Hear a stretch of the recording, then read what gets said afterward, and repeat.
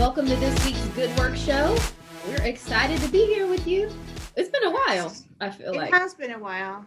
Yeah, because we had some pre-recorded shows, right? So that you all saw when we were back in the studio. And you know what? We dusted those off from, well, they weren't archived because they never went anywhere. So we had them in our pocket, and then we emptied our pockets and we found those shows, and we were back in the studio. So that was pre-COVID. I hope It's you like all when you got get a that coat done. and you put your hand in the pocket and you find We which found never gems in happens to there. me because I don't ever walk around with cash, so I never find $20 in a coat pocket like other people do. No, I mean, I found it in not recently, not in recent years, but that has happened to me before where I found some money somewhere. I mean, it might have been somebody else's money, but I found it. So at the point where I found it, it became my money. So our rule, well, not rule, but like in our family, if you send a card, we always say don't send a naked card. Like you should put something in it. Oh, like a book. Or no, like there should always be like if you send somebody a card, like you should put money in it. Or You if said you that you should put something in it. I would be like, I get. something meaning money. Oh. So then and then if you give somebody, the other thing is if you give Hold somebody on, I think you've given me a card before, and I got naked cards. I'm just saying. I like you and stuff, but you ain't family. Oh, okay. Well, then that's, but there draws the distinction. I see. I just wanted to Well, point I that mean, out. I okay, have that's gotten a sweet. naked card. I don't have that rule, so I don't. So if I gave you a card and there was nothing in it, I didn't never have that rule. Or if you give somebody a gift like a purse or a wallet or So there has to, something, you have to start them off. you should put something in it. So Oh, I that's recently, good. so like I don't know, like a year and a half ago, I put some stuff on one of those online selling things, and I totally forgot about it. And then I got a note the other day. It's like your thing sold, and I'm like, what thing? I'm like, You it's didn't like, oh, I know. sold it. But then I was like, oh, it was a purse, and I was like, oh well, I put $1 in it because I was like, you shouldn't give somebody Oh, that's nice. a little seed money That's anyway. that's But great. yeah, And if so they become a unlike millionaire, you go. They're gonna go on the Today Show or something and be like, "Oh, you know what? They're gonna win the lottery with that with dollar." that And they're dollar, gonna say, "I bought this purse online at whatever, and someone put $1 in there. I used that dollar, and now I won $500 million." And then, all I could do is be happy for them. Like, what else could you do?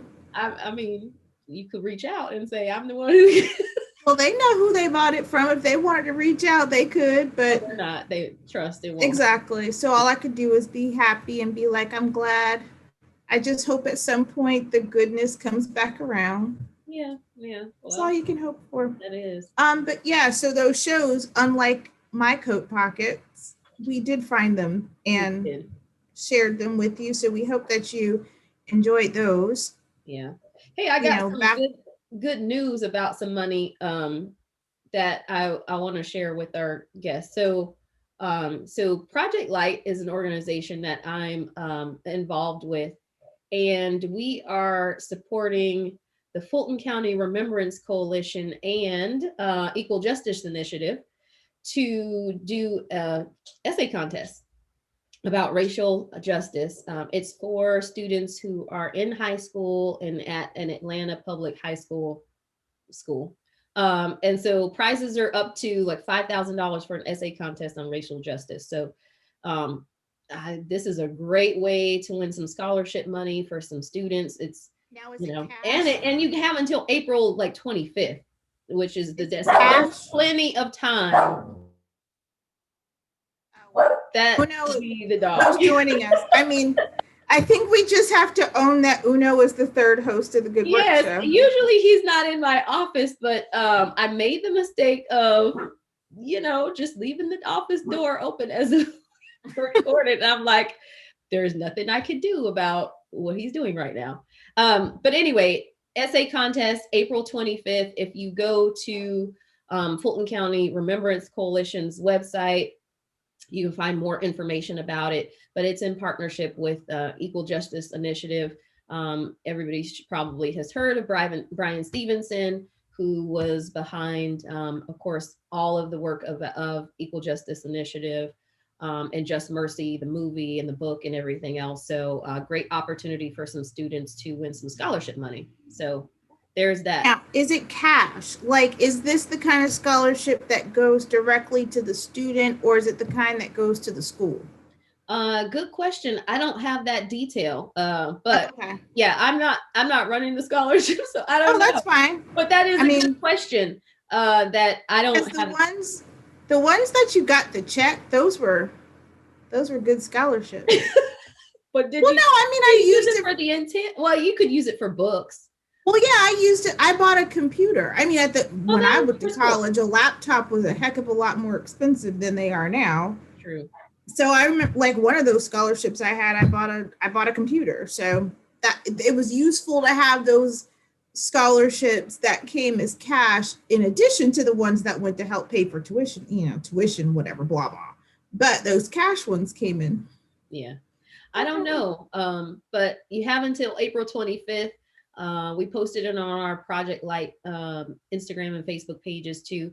And also, I should also shout out our good friend of the Good Work Show and just good friend in general, Raphael Holloway. He was awarded the nonprofit leader of the year award by one of our other friends of the Good Work Show, which is TechBridge. So TechBridge had an award ceremony last night, and the Bill Bowling Nonprofit Leader Award went to Raphael Holloway. So congrats, Raphael. Yay, woo. Much deserved for his work at Gateway Center. Cool guy doing a lot of work over there, constantly working through COVID. So he definitely deserves the award. Named after Bill Bowling, though, a great nonprofit leader in our community, did a ton of work with the Atlanta Community Food Bank. 500 million meals, I think, were given out during his time at the food bank. But he's definitely known as a pioneer in the Atlanta community for nonprofit leadership. So kudos to Raphael. Yeah, love to see it. So this week we're getting back to nature. Yes. I would, well, not so much back to nature because I don't know that either one of us spends that much time in nature. No, but I do want to go outside more. Now, I'm not going to say part in the nature. I need to do more naturey things. I'm not an outside person that much, but I've been sharing with you, like, I need to have a porch and I need to do my yard so I can sit outside in the elements in nature. Yes.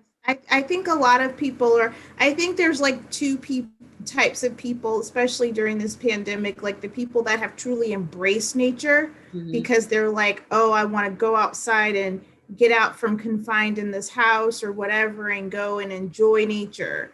And then there's other people that are like, I like it in here. Right. Right. I like it in here. Kind of, I just buy more candles and make the inside more, even better. So, yes, I agree. Maybe I need to make inside less comfortable, Or or just go outside more. I mean, you could just go outside. I go outside and go as I'm walking into another inside place. So that's my extent of outside. I should just go outside. And I said, I texted or I sent a note to the team yesterday or whatever day it was and said, go take a walk. It was the yeah, weather was great. beautiful. And I should have done it myself. Didn't Oh, do I it. thought you did that. I thought you said No, that I because walked to the mailbox. oh, got but it. but I didn't actually take a walk, and I should have because the weather was fantastic, and today it's overcast, so should have taken the advantage of the sun and it wasn't really hot. It was comfortable outside, so it would have been a great time to take a walk and just get I some fresh just air. got off of an internal meeting and we were talking about something, but somehow dogs came up. And when I tell you I had like 10 people on a Zoom call telling me, like, get a dog, get a dog, get a dog. And I'm like, this is a lot of pressure because I'm already fighting the inclination to get a dog. So, but everybody was like, but you'll go outside and you can walk the dog and it'd be so great. And then I looked outside at the time, it was like 50 degrees and pouring down rain. I'm like, these are the days where I don't want a dog because Yeah. then you have to go outside in nature, which Yeah. I don't want to. But anyway, we're going to learn about nature. And nature is And important because we couldn't live nature is here very if we didn't have important. land and water and air. And I mean, we need to care about the environment and nature. You So don't spend a lot of time in it. right. You We benefit from it. every single day. And quite honestly, I think we've seen what nature can do to the inside, as much as I love my house, like we see what nature can do to the area. You think you're safe inside, and then nature is like, ha ha, tricked you. Right. Exactly. So we're talking to L.A. Allen. Yeah, Elaine Allen, and she is the Equity and Workforce Development Program Manager for the Nature Conservancy. So it's she knows her stuff, but also I think a nice sort of combination of what she does is helping individuals in an equitable way, but get connected to jobs that are green related jobs and have to do with nature and conservancy. So I think it's going to be great to talk to her. When we think about it, every time I've heard about some environmental justice or something, we're hearing more and more about it. But you think about people who don't have access to clean water or clean air or have polluted water, not just not access to water, but the water is polluted that they have, or not safe for drinking. And so, those are things that disproportionately affect people who are already in an environment that's not safe or don't have access to resources. And so when you add on things like you also just don't have clean air, then it's like it piling on. And so I love that there are people who are in the position like LA and organizations like the Nature Conservancy who are looking at equity when it comes to conservation. Yeah, so looking forward to that great conversation, and seeing what we can learn and what we can do and how we can help. That's right. Yeah. So we're going to be back to talk with LA in just a second. You're listening and watching The Good Work Show.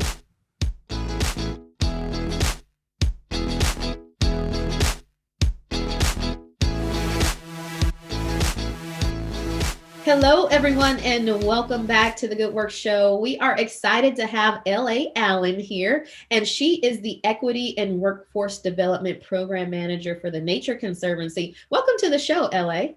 Thank you. Happy to be here. Absolutely. So we've heard really, really good things about you and what you do, but we'd love for you to just give our audience a sense of who you are, what you do in your role, and tell us about the Nature Conservancy too. I want to make sure that we get some information to the listeners about what the organization does and your mission. Absolutely. So I'll actually start with the Nature Conservancy just because it's that amazing. And then I'll talk about my role in it. So the Nature Conservancy is actually a global organization. We're in over 80 countries, almost 80 countries around the world, and all of the states. And our mission is to conserve the lands and waters on which all life depends. It's a big mission, which takes a lot of people to help out. So my role at the Nature Conservancy really is in bringing up that next generation of conservation leaders, making sure that A, they know that this is a career option, B, that they know how they can get involved now, whether they want to make it a career or if they actually want to do this as something that they're passionate about and they just want to donate to, and making sure that next generation really does know what's available to them and what the options are. So if we're going to protect the land for the future, we want to actually make sure the future knows how to protect it too. That's wonderful. One of the things that I love in looking at your website, and this has become kind of a calling, what I don't know what the term it's not a calling card, but it's the other call to arms. That's what that's the phrase. I was going to say calling post, but I knew that wasn't call to arms among people in the science community, and with everything going on with the pandemic and climate change or whatever, follow the science. So talk to us about how you guys, and because I want to get into like your projects and your programs and your focuses and all that stuff, but everything is rooted in the science. So talk to us a little bit about how the science is the foundation for all the stuff that you guys are doing. Absolutely. It is our calling card. So, we have a So I state could have said conservation. calling card. You should have said calling card. It is our calling card. So, one of the things that we have is over 400 scientists on staff. So, working around the world, doing the on the ground work to prove that, yes, we did this amazing thing and here's why. So, yes, everything that we do is rooted in that science. And we actually make sure that when we're working, that's one of the reasons we work with so many partners, is to make sure that it's not just our science, that we are actually collaborating with people and making sure that it's the best science and the best thought going into everything that we do. So yes, those 400 scientists definitely do a lot of work. Yeah. You know what? So part of your role though at the Nature Conservancy is equity. And I'd love for you to dig in and talk to us a little bit about what that means and how that plays out. We hear a lot about, when it comes to nature and we environmentalism, and typically there's some element of that has to do with equity, and it doesn't always come to the forefront, but I think there's a lot of work that you probably have that comes across. You're like, boy, there could be a lot of work to be done here. So I'd love for you to dig in on the equity piece that's part of your role at the Nature Conservancy. Yeah, I think especially for my role at the Nature Conservancy, when I think of equity, I think of access as far as where are you and where do you want to go? So when it comes to our workforce development programs, it's making sure that I'm very strict about people not calling them a pipeline, because they're not a pipeline. We're not telling people where they should go. I want to create pathways that have different entrances, just like, we're a nature organization. So just like you can go through nature and take different ways and look around over here, I want the next generation to have that same opportunity to kind of go down different paths and see what works for them and what doesn't. And not everybody is going to have a college degree. Not everybody is going to even have a GED. So really making sure that we are creating experiences and opportunities for people across that spectrum, so that wherever it is that you want to enter, you can.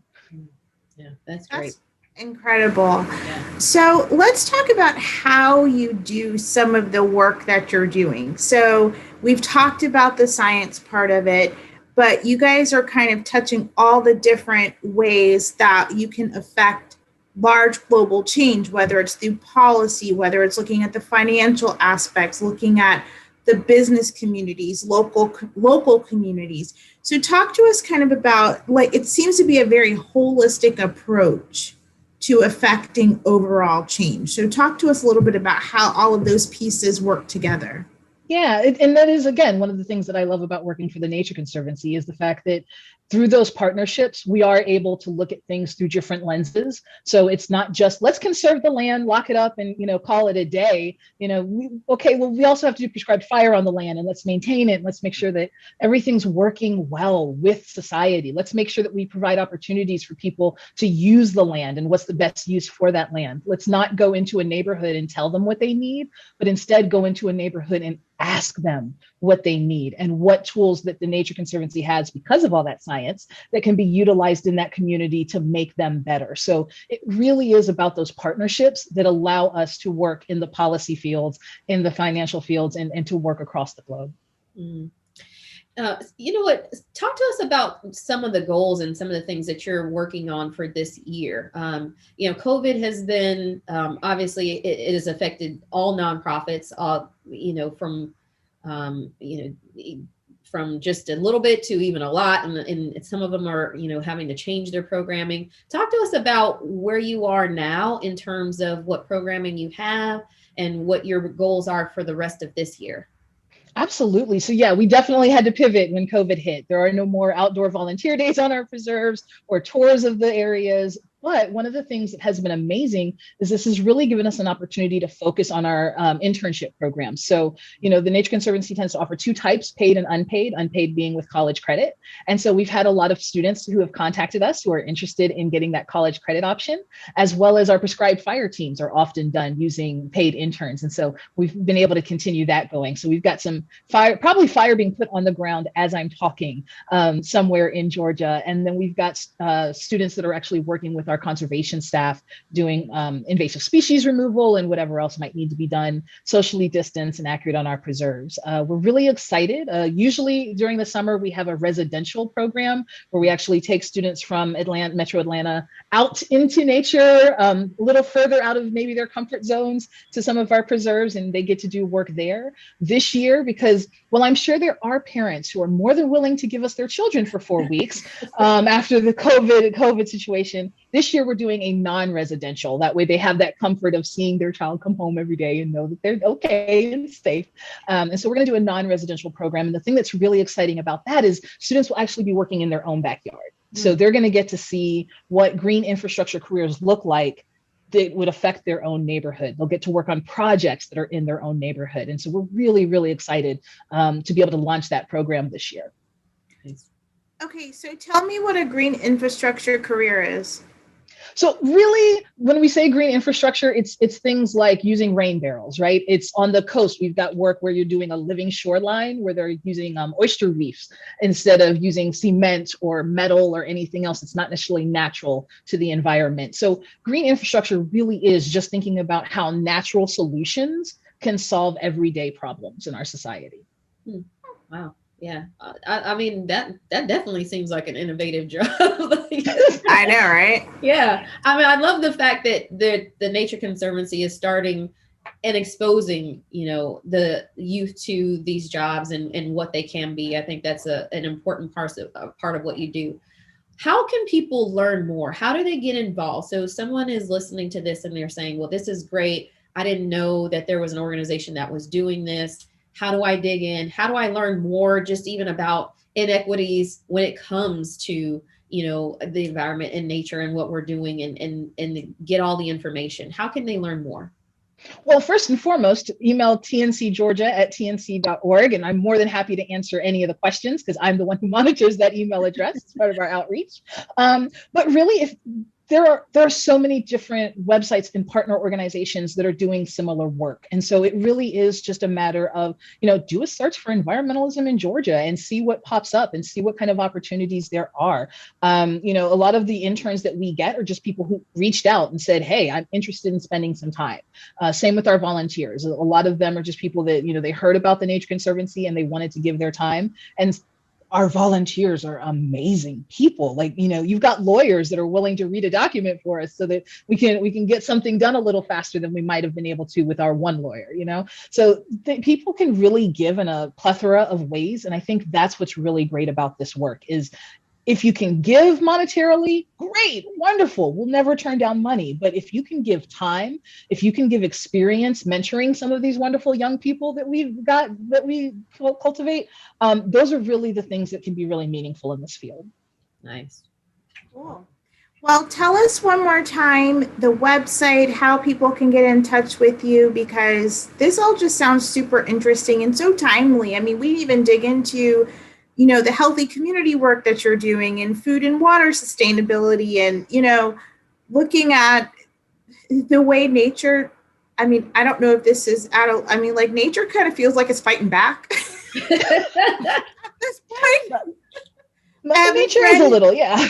Yeah, I have a friend who lives in Texas and she's like, I feel like I'm living in Jumanji. Like there's something like, it was, of course, freezing, then it was 80 degrees, and then it was a hailstorm. She's like, I don't know what we did to make nature mad, but I'm sorry, and I'll do better. So tell people how they can get in, one more time, where they can go to find out more information, and then also tell us other resources that may be available for folks who are just interested in learning more about, the nature around them.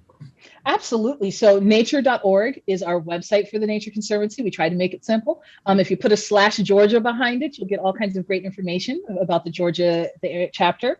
And then again, tncgeorgia@tnc.org is the email address that comes straight to me. And I'm happy to answer any questions that people have and, provide any resources. One of the great things about our website, though, is that's going to give you some resources. It's going to give you links to different things you can do. And for those parents and teachers who are looking for some science things that they can use, The natureslab.org is also one of our websites that we cultivated just for that age group, right? So all the way from kindergarten through 12th grade, it breaks down lesson plans and everything. Some of them are some that you can do at home. So, you know, hey, you want to start a rain garden? Here's a lesson on how to do that. They have virtual field trips that are there. So it's a really great resource for parents and teachers who are looking for ways to really back the science that they're teaching with the science that's being used in the real world. Well, Elaine, you live in nature, so you could. I wrote down Nature's Lab. I need to go on there. I need the kindergarten lessons. We've got them, and you can actually sort by what grade level it is that the kids are, so that you can. No, for myself. That's for myself. Trust me, I use a lot of the lessons myself as well. They also have virtual field trips, which are really cool, and so sometimes I'll just pop on one of those while I'm working, so that I can take a trip through the barrier reef. Oh, cool. Fun. Yeah, I love that idea. Well, yeah, I do live in Trenise kids me. I live in the country. I live in Newton County, so there's a lot of nature around me, but I don't know much about it. So I actually should go on there and start to learn more about, Absolutely. more about what's around me. But this has been great, LA. We thank you for the work that you're doing. I love the fact that there's a focus on equity in the work that you're doing and making sure that that we don't leave behind or discount those individuals who may not have exposure to this work or to the important challenges that are facing us when it comes to the nature. So thank you so much for coming on the show today. We really appreciate it. Thank you. It's been an absolute pleasure talking with you both.